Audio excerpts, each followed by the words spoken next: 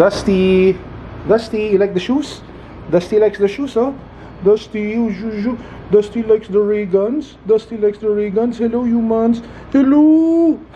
Good morning, everyone. This is Carlo. It's Wednesday, January 20 in the morning. I literally just woke up. Ang gulo ng buhok natin.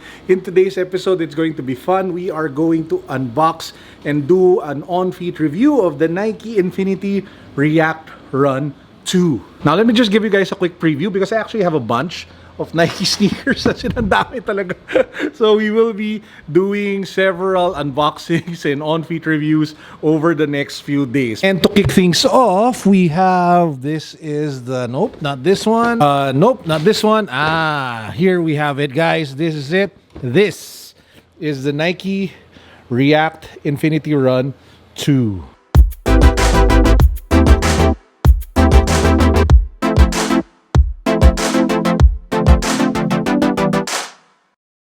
Now, to those who don't know, the Nike React Infinity Run was one of my favorite sneakers that came out in 2020. In fact, I beat it up, I wore it a lot. I felt that it was one of the most comfortable React shoes, and I felt that it was a big jump from the original Epic React Flyknit. It wasn't just incremental, the wider base, the better upper. It was just an all-around better shoe. Again, in my opinion, my taste. That's why I was so excited for this release, because being a fan of the original React Infinity Run, I just couldn't help myself and pick one up. Now, as you guys know, I preach like reload, unload to reload, so sell shoes before you buy. So I actually sold my previous generation React Infinity Run with a couple of other shoes like the Pegasus to be able to buy this particular pair. So again, unload to reload. Now this one comes in your typical orange Nike box. You have the details of the shoe. I would have preferred to have bought like a size 13, but it was only available in size 12 over at the Nike shop at BGC.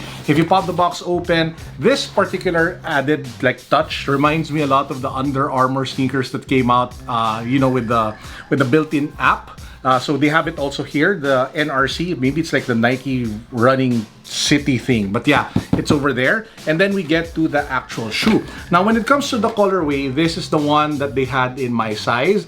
There was a really nice clean white version and purple one that was available for the ladies, but for men, this was the only one that I could pick up. So the main difference between the Nike React Infinity Run Flyknit 2 versus the first one is really the upper. From what I've read, the midsole is pretty much the same, so you can expect the same amount of cushioning, the same amount of energy return and stability that you got with the original version.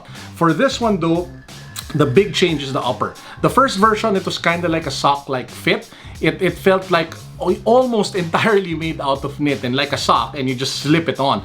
This one is a little bit thicker. It has a little more texture, and the tongue is kind of like detached, attached. His Kicks actually talked about this in his review of this particular shoe. Personally, I feel that in terms of the upper construction, this one is better.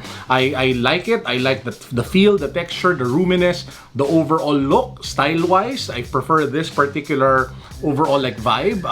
It's easier to wear, you know, on casual days for athleisure, and I just love the overall look compared to the first version. Now, having said that, the big question is, should you upgrade? Let's say you already have the Nike React Infinity first version. Should you upgrade to this particular version? To be honest, I don't think that you should, because it's not like a monumental upgrade to the point that you will run better or that you will walk better, immensely better, or that the comfort is like 10 times more.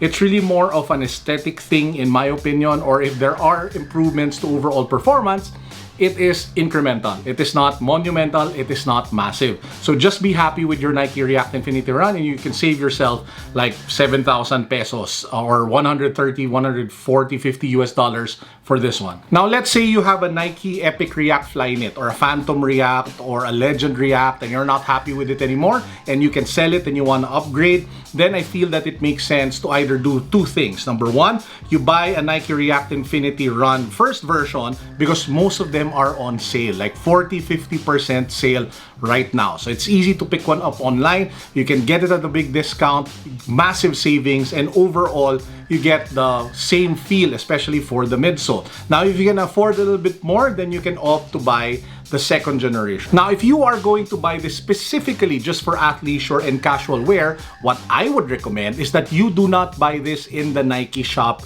here in the Philippines. What you should do is you should check out all the customization options that you can find or that you can use over at the Nike customization section over at the Nike Philippines website, because they have so many color combinations, so many lacing options, so many outsole options for this sneaker. You can really make it your own. So if you want to wear something personal, something special, something unique, something that can be a conversation piece, and something that you will truly personally enjoy because you kind of co-designed it with Nike, check it out. The Nike personalization or Nike by You section over at the Nike Philippines website. In fact, I just did a very boring white, gray, black design with some sort of like different kind of lacing. I'll show a picture somewhere here. Most of you probably won't like it, but hey, I like the overall vibe. I'm into white shoes, so I will buy it. And speaking of the customization, you can even put like initials or text at the back. So mine says CSO on one pair,